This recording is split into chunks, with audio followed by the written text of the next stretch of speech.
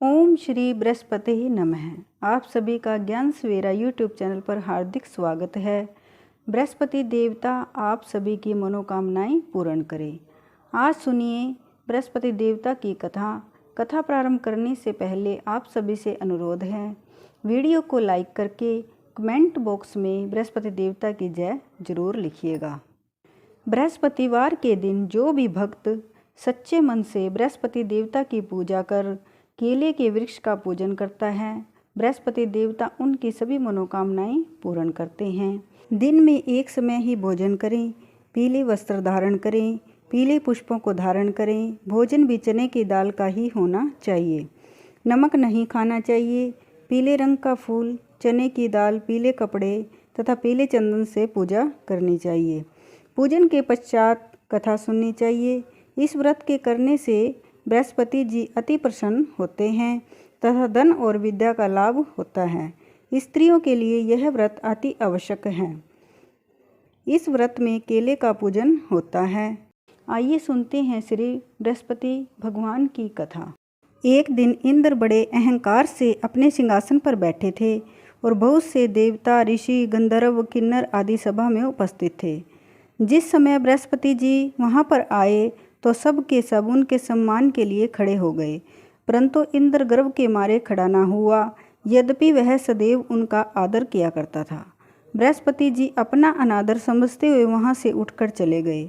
तब इंद्र को बड़ा शौक हुआ कि देखो, मैंने गुरु जी का अनादर कर दिया, मुझसे बड़ी भारी भूल हो गई। गुरु जी के आशीर्वाद से ही मुझको यह वैभव मिला है, उनके क्रोध से यह सब नष्ट हो जाएगा, इसीलिए उनके पास जाकर उनसे क्षमा मांगनी चाहिए। ऐसा विचार कर इंद्र उनके स्थान पर गए। जब बृहस्पति जी ने अपने योग बल से यह जान लिया कि इंद्र क्षमा मांगने के लिए यहाँ पर आ रहा है, तब क्रोधवश उससे भेंट करना उचित न समझकर अंतर्ध्यान हो गए। जब इंद्र ने बृहस्पति जी को ना देखा तब निराश होकर लौट आए। जब दैत्यों के राजा वृषभर्मा को यह समाचार विदित हुआ तो उसने अपने गुरु शुक्राचार्य की आज्ञा से इंद्रपुरी को चारों तरफ से घेर लिया। गुरु की कृपा न होने के कारण देवता हारने व मार खाने लगे।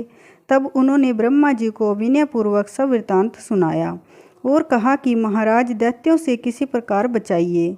तब ब्रह्मा जी कहने लगे कि तुमने बड़ा अपराध किया है, जो गुरुदेव को क्रोधित कर दिया। अब तुम्हारा कल्याण इसी में हो सकता है कि त्वष्टा ब्राह्मण का पुत्र विश्वरूपा बड़ा तपस्वी और ज्ञानी है, उसे अपना पुरोहित बनाओ तो तुम्हारा कल्याण हो सकता है। यह वचन सुनते ही इंद्र त्वष्टा के पास गए और बड़े विनीत भाव से त्वष्टा से कहने लगे कि आप हमारे पुरोहित बनिए, जिससे हमारा कल्याण हो। तब त्वष्टा ने उत्तर दिया कि पुरोहित बनने से तपोबल घट जाता है, परंतु तुम बहुत विनती करते हो, इसलिए मेरा पुत्र विश्वरूपा पुरोहित बनकर तुम्हारी रक्षा करेगा।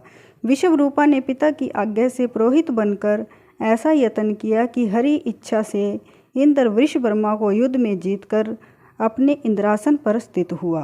विश्वरूपा के 3 मुख थे। एक मुख से वह सोमपल्ली लता का रस निकाल पीते थे, दूसरे मुख से वह मदिरा पीते और तीसरे मुख से अन्न आदि भोजन करते थे। इंद्र ने कुछ दिनों उपरांत कहा कि मैं आपकी कृपा से यज्ञ करना चाहता हूँ। जब विश्वरूपा की आज्ञा अनुसार यज्ञ प्रारंभ हो गया, तब एक दैत्य ने विश्वरूपा से कहा कि तुम्हारी माता दैत्य की कन्या है, इस कारण हमारे कल्याण के निमित्त एक आहुति दैत्यों के नाम पर भी दे दिया करो तो अति उत्तम बात है। विश्वरूपा उस दैत्य का कहा मानकर आहुति देते समय दैत्य का नाम धीरे से लेने लगा। इसी कारण यज्ञ करने से देवताओं का तेज नहीं बढ़ा। इंद्र ने यह वृत्तांत जानते ही क्रोधित होकर विश्वरूपा के 3 सिर काट डाले।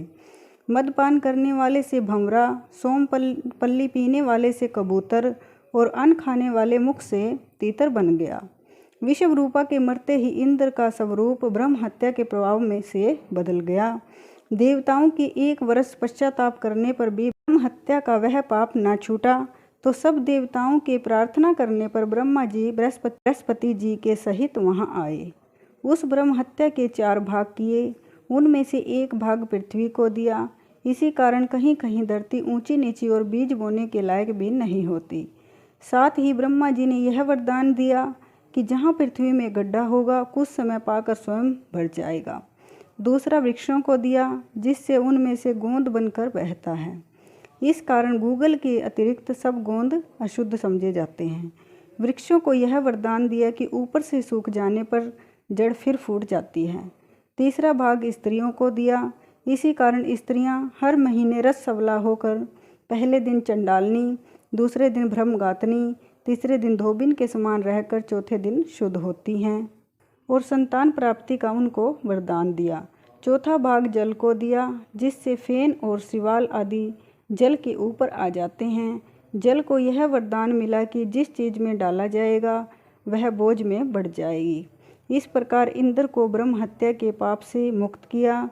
जो मनुष्य इस कथा को पढ़ता या सुनता है उसके सब पाप बृहस्पति जी महाराज की कृपा से नष्ट हो जाते हैं। बोलिए बृहस्पति महाराज की जय।